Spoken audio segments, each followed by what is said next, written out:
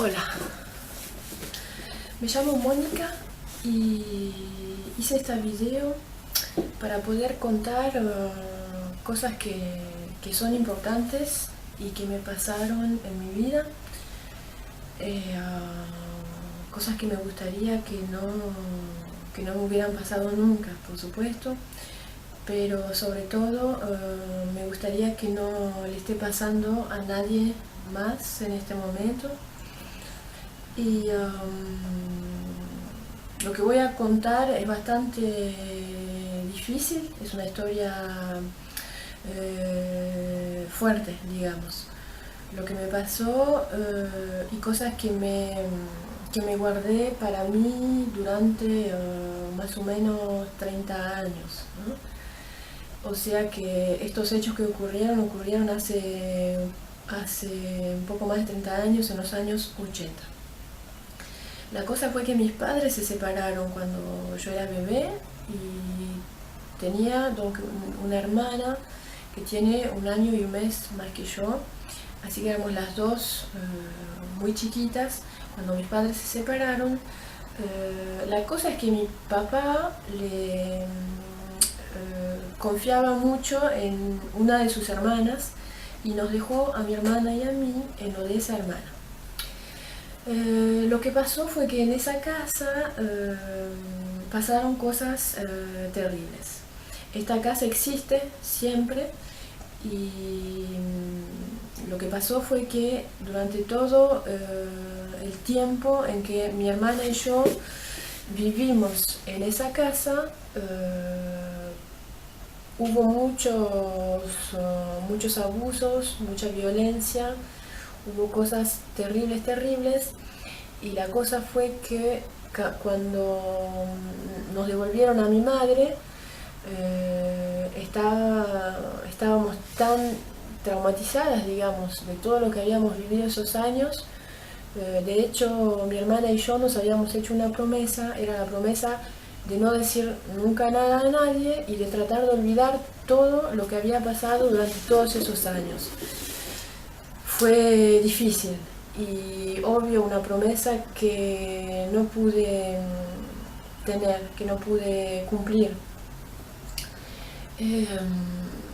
Perdonen si tengo un acento raro a veces, es que hace 16 años que vivo en Francia y practico poco el español, mucho más el escrito que al oral. Entonces compréndanme si a veces tengo un acento un poco raro. Más allá del hecho que lo que voy a contar es algo difícil para mí y es casi increíble que hoy lo pueda estar contando a todas las personas que deseen mirarlo, y especialmente espero que lo vean todos los chicos y chicas, niños, niñas que se encuentren en Paraguay.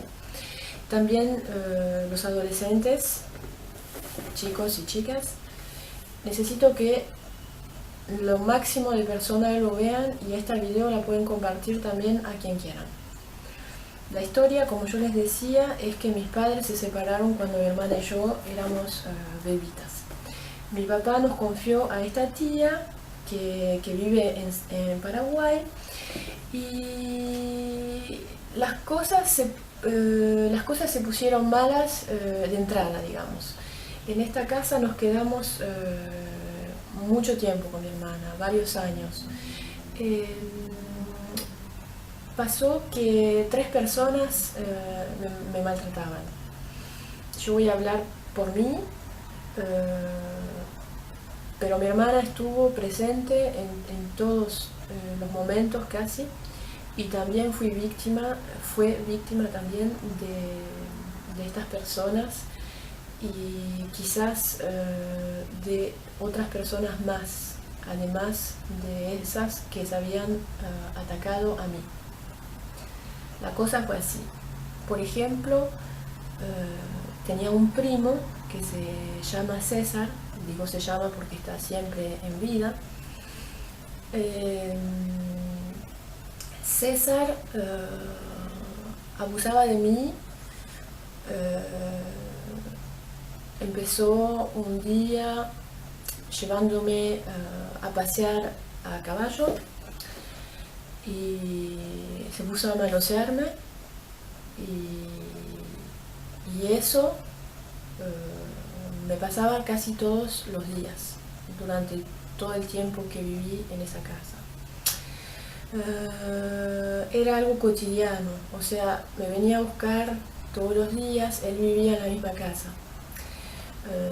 Me venía a buscar todos los días, en esta época yo tenía, no sé, 3 años máximo. Y él ya tenía como 13, 14, era adolescente. Y entonces me manoseaba, me obligaba a mí a hacer cosas con él. Digamos que nunca hubo penetración, pero los abusos duraron años. Eran abusos como venir de noche a mi habitación, manosearme y también a veces digamos que como me tenían en esa casa de una manera muy marginal, digamos. Yo, por ejemplo, estaba vestida con una especie de tela azul atada sobre el costado y nada más. Nos tenían como a mi hermana y a mí como si fuéramos perros salvajes. En esta casa recuerdo que había una parte de la casa, bueno, que siempre estaba sin luz. Y a mí me hacían dormir en una habitación de esa casa que estaba cerca de la salida de la casa, pero a la noche cerraban todo. Y recuerdo que esta habitación siempre estaba oscura, siempre estaba oscura. Y a veces mi primo César nos ponía a mi hermana y a mí en esta habitación y nos obligaba a ponernos en posiciones, digamos, posiciones sexuales, posiciones, por ejemplo, a 4 patas, y en la oscuridad venían hombres y nos manoseaban. Y otra vez se los explico, yo estoy hablando por mí, o sea que las cosas que pasaron con mi hermana y estas personas y las cosas que me pasaron a mí, a estas personas, yo estoy hoy hablando por mí, pero también defendiendo a mi hermana. Mi hermana, que tenía un año y un mes más que yo, y que también fue víctima de estas personas. Estos abusos duraron años, o sea, durante todo el tiempo en que viví ahí, y no había solo eso. Por ejemplo, una prima mía, que se llama Estela y que está siempre en vida también, que está siempre viva, esta prima me torturaba. Esta prima, mi tía le enseñó, digamos, cómo tratarnos a mi hermana y a mí. Le mostraba, porque mi tía tenía un negocio, un almacén de esos que están, digamos, como esos tipos de almacén que están en una región, en un pueblito, y que hay solo eso a veces. En esta época ellos vendían harina, arroz, cosas así, y gente venía de lejos a comprar. Y entonces mi tía, que estaba seguido ocupada con el negocio, le mostró a mi prima Estela cómo tenía que tratarnos, cómo se educan los hijos. Y entonces lo que hacían era que tenían gallinas en el patio, ¿no?, de afuera, tenían gallinas, y mi tía lo que hacía es que me agarraba del pelo. Entonces cuando le mostró a mi prima cómo hacer para educar a los chicos, digamos, me agarraba del pelo, agarraba con la mano, digamos, excrementos de gallina y me lo metía en la boca y me tapaba la boca y me tenía la cabeza por el pelo. Obvio, yo devolvía y me obligaban a retragar y otra vez devolvía y me obligaban a tragar de vuelta. Eso era todos los días. Es como si ellos se decían, es la hora de comer de la nena, vamos, y me hacían eso.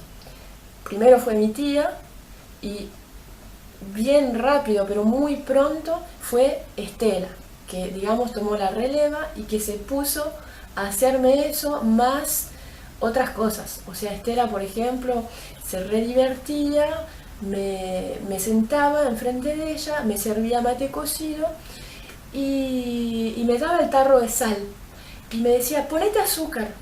Y yo decía, no, pero es sal. Y me decía, encima mentirosa. Y me pegaba y me decía, poné el azúcar, le pones azúcar y te lo tomás.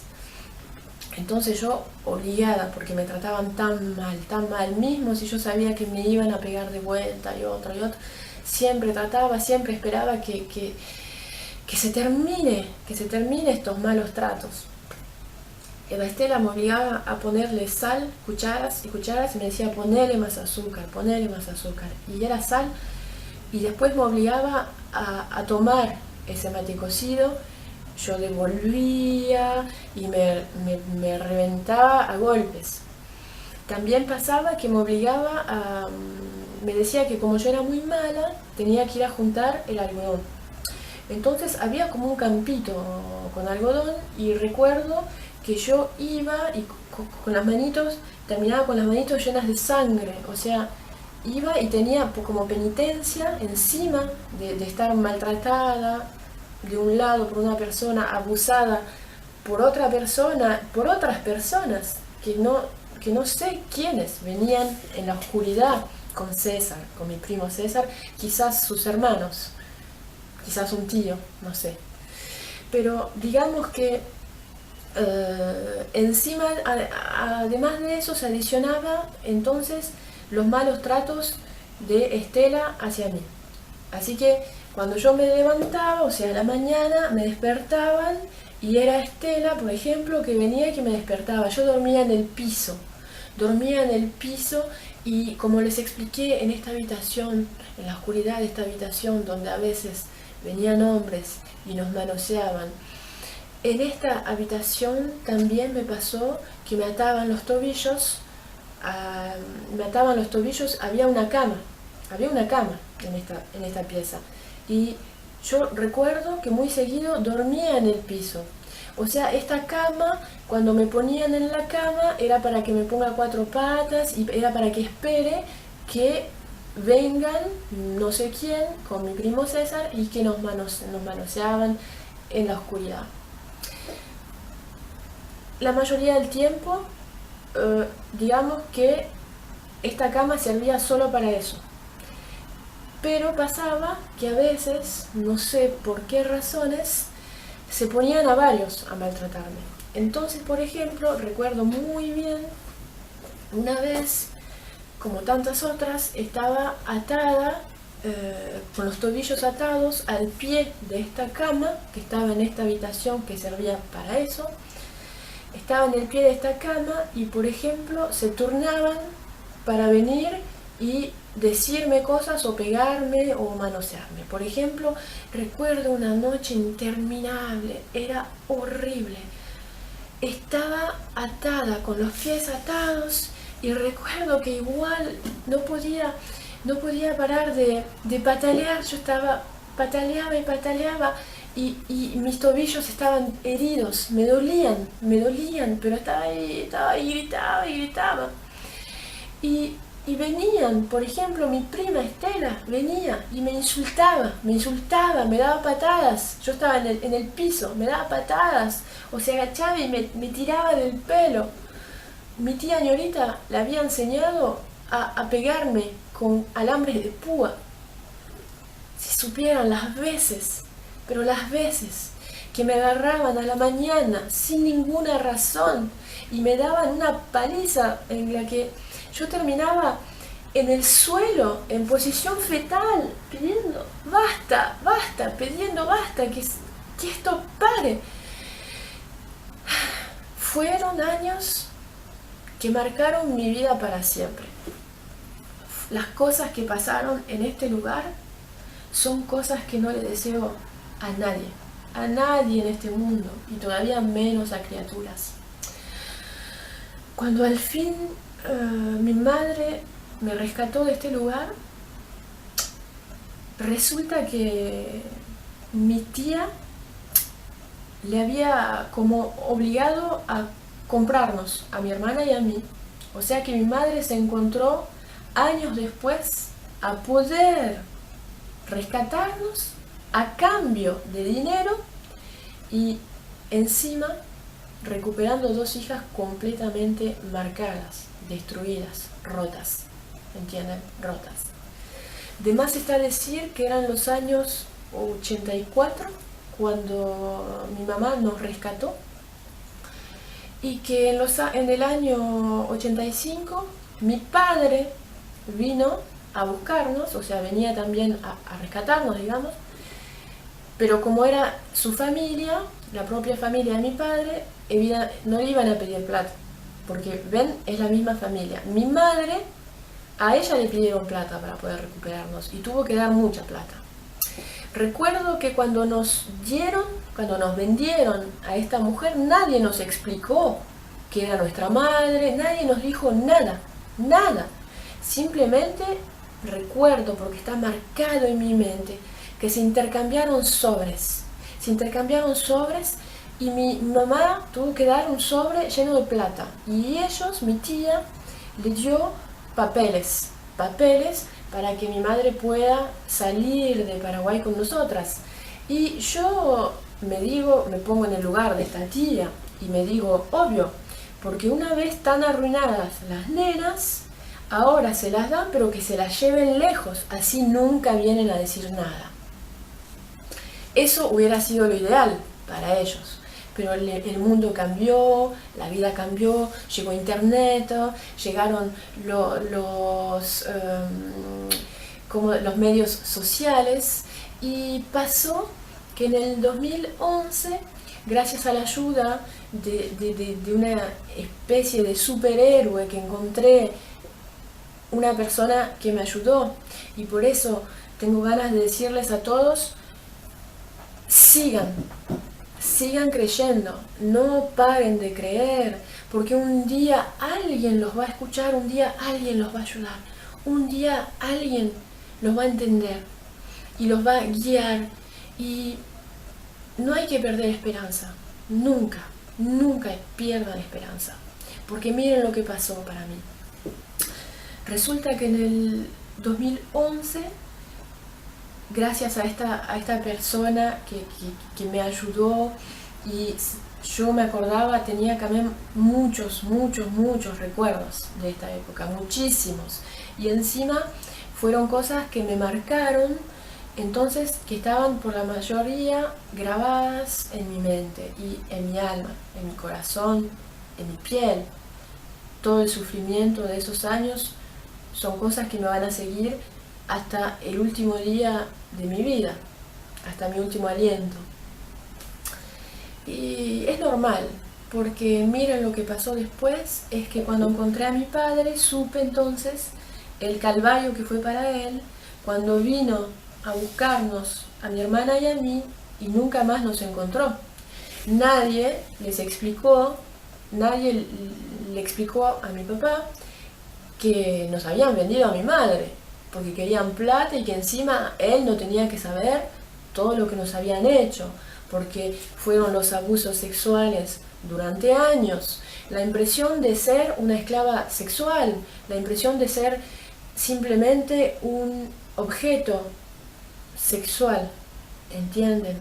Porque la diferencia de edad que había y el hecho que yo era tan chiquita era tan seguido, que yo no tenía ningún modelo, no tenía nada.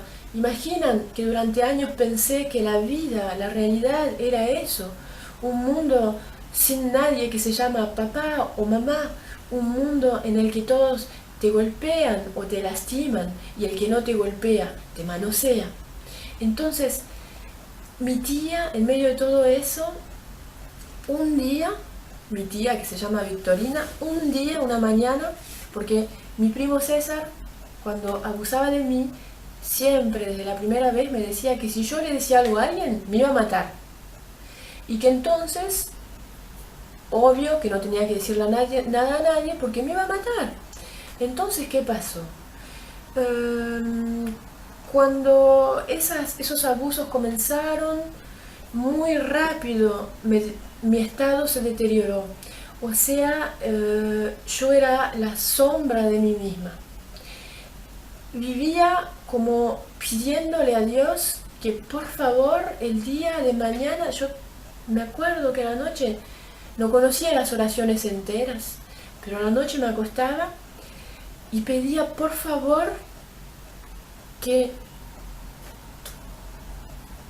pedía por favor Dios, mañana no quiero estar acá, mañana quiero estar muerta.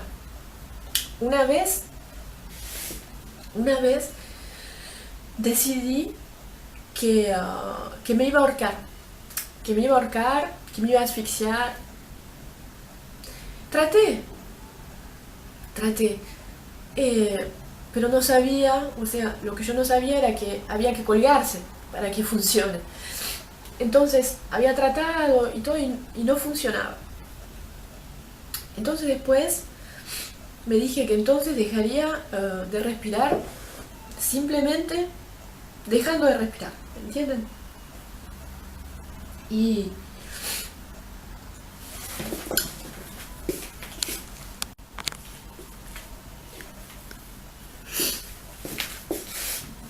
perdonen. Y lo simplemente dejando de respirar decidí que así como podía decidir de respirar, seguramente podía decidir de dejar de respirar así nomás. Entonces, cuando podía, cuando estaba sola, o me alejaba un poquito, y trataba de retener la respiración hasta poder morirme. Y bueno, nunca llegué porque si no hoy no estaría acá, por supuesto. Pero traté realmente de morirme. Entonces lo único que me quedaba, porque César me había dicho que si yo hablaba él me mataba, como yo había decidido que quería morir, que no quería vivir más. Entonces una mañana, cuando todos los adultos más o menos estaban juntos en el patio, salí y le dije a mi tía, tía ñorita, porque así la llamábamos, tía ñorita, ¿sabés que César me manosea, me toca siempre la cola, me toca todo y me hace eso todos los días, tía? César me toca, tía, César me manosea, me pone la mano en la cola y esto y lo otro. ¿Ella qué hizo? Me miró, lo miró a César y César le dijo, no sé qué pasó, César se puso a llorar, algo así. Y mi tía recuerdo que le dio una palicita así nomás, le tiró del pelo, le dijo, no hagas más eso, no hagas más eso. Y nada más. Es todo lo que hizo para ayudarme. Es la única cosa que hizo para ayudarme. O sea, no solamente César no me mató, sino que casi oficialmente tenía el permiso de seguir. ¿Entienden? Lo que pasó después de ese momento fue fatal, porque mi hermana, que hasta ahora estaba conmigo en esa casa, me la sacaron. Me separaron de mi hermana, me la sacaron.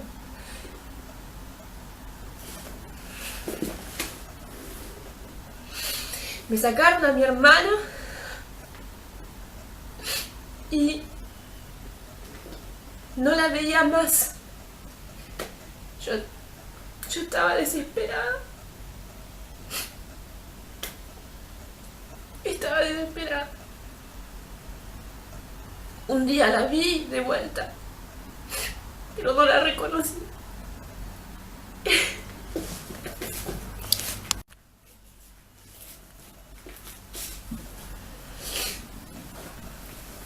La vi de vuelta un día, pero no la reconocí. Parecía como un zombie, parecía muda,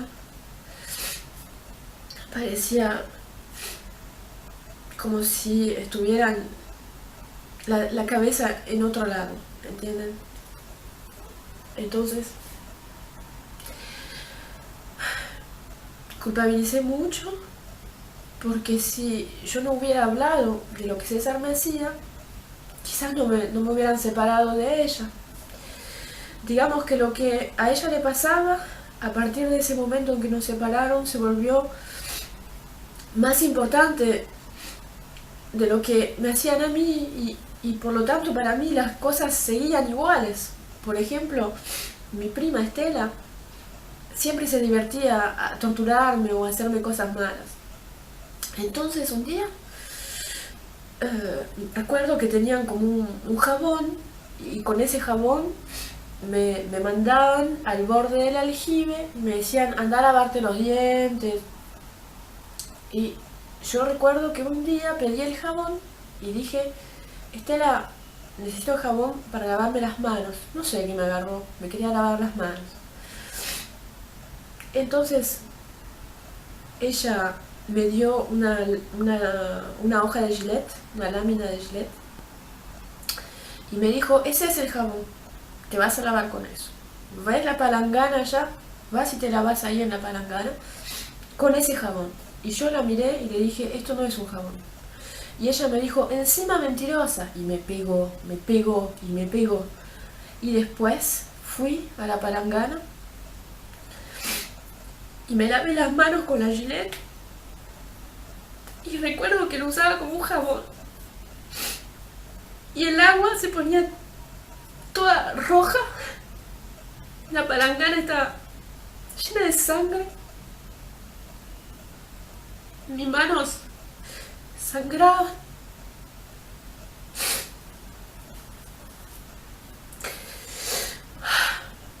Perdón, perdón, perdón.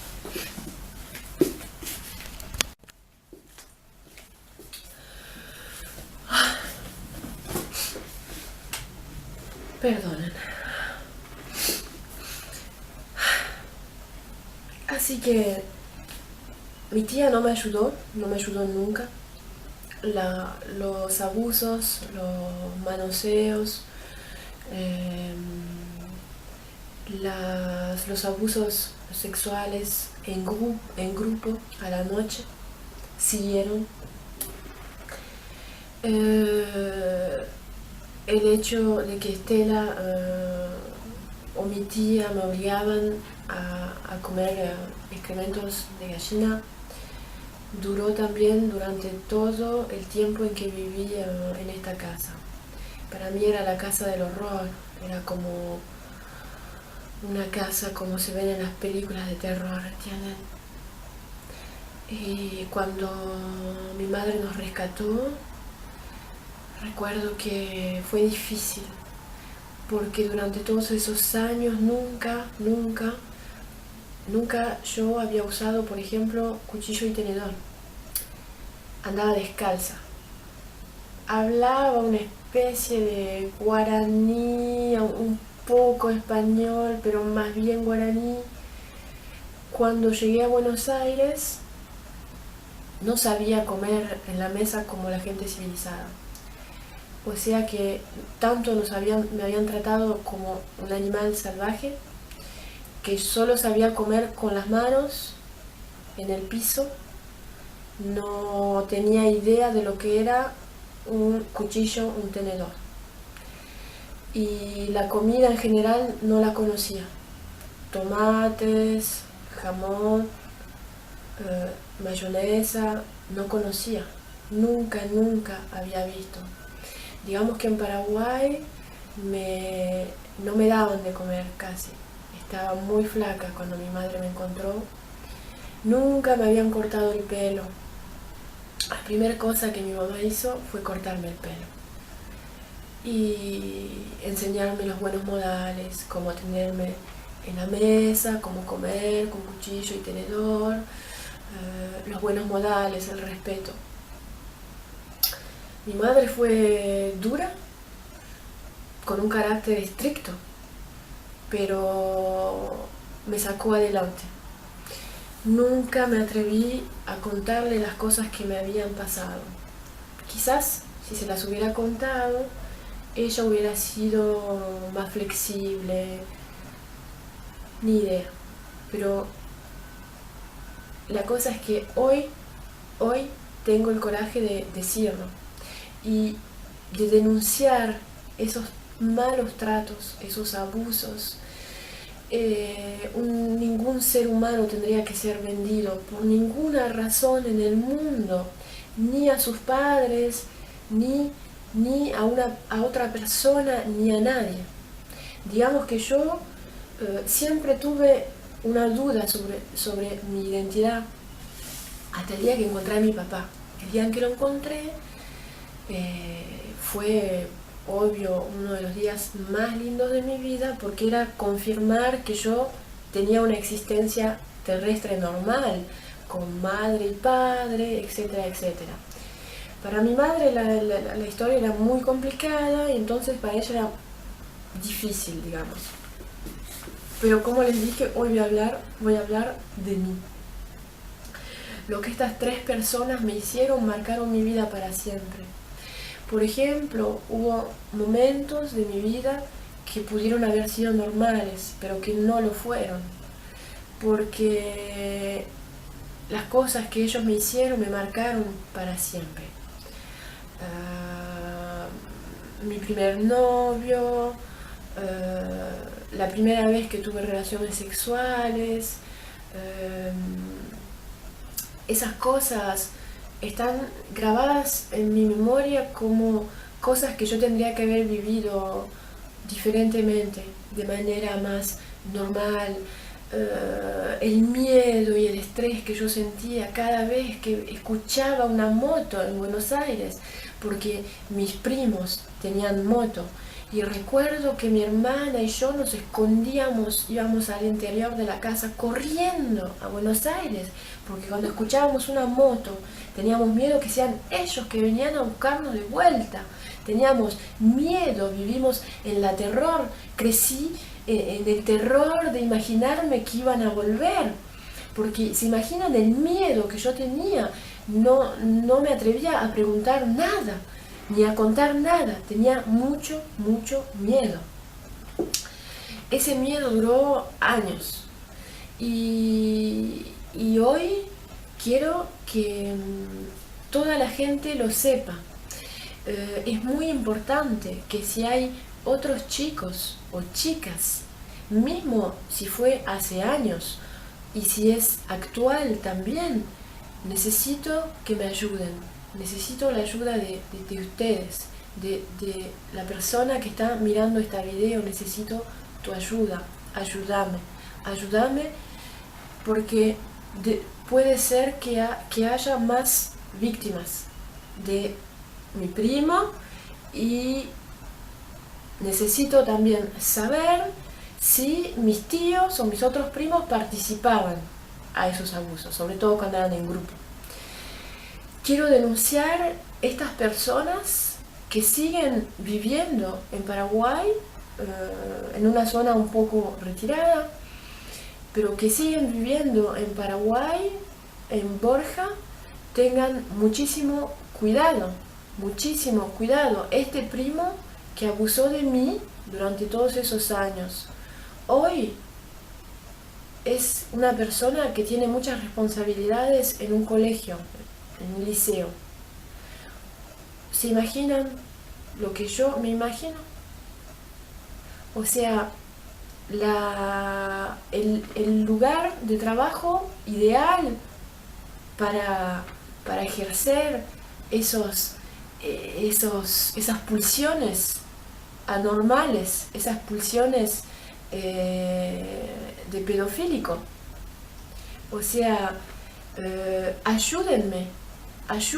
Yo estoy lista a ayudar personalmente a los chicos y chicas que se atrevan a denunciar actos que le pasaron también, abusos sexuales o abusos físicos, palizas seguidas, violencia física, la violencia que duele, que te deja moretones, que te deja destrozado en el piso.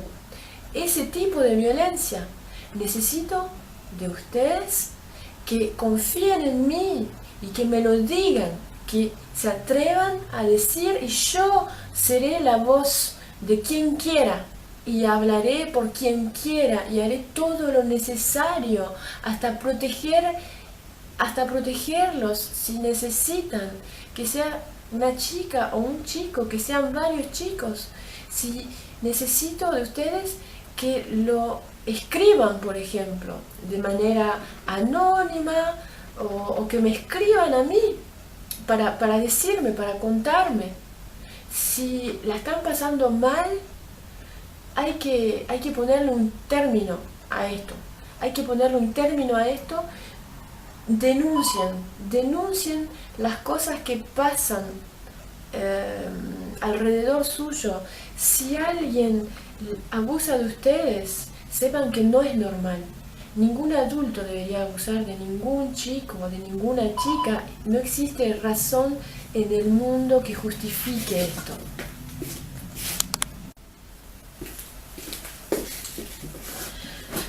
Y digamos que lo que pasó para mí también fue que hice estudios de psicología, de psicoterapia. Hice una psicoterapia personal bastante larga, y lo que me llevó a entender varias cosas, y sobre todo que tenía que seguir hasta el final. Que cuando pasan cosas así en una vida, uno no se va a curar sola la herida, ¿entienden? Es por eso que es importante denunciar. Los abusos en general casi siempre vienen de alguien del entorno de la familia, amigo de la familia o de la familia. Un consejo a todas las madres: que tengan los ojos bien abiertos.